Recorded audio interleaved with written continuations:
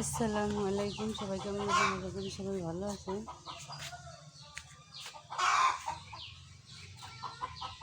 কিছু কিছু ননদরা এত খারাপ তা কর মতো নেই। কিছু কিছু ননদরা এত খারাপ তা কর মতো নেই, কারণ তাদের যত দেয়, যত পড়াও খাওয়াও, কিন্তু তাদের কাছে মন পাওয়া যায় না। তারা সবসময় বলবে যে আমি এটা খাইলাম না, এটা পাইলাম না, এটা করলাম না, এই সব নিয়ে থাকে।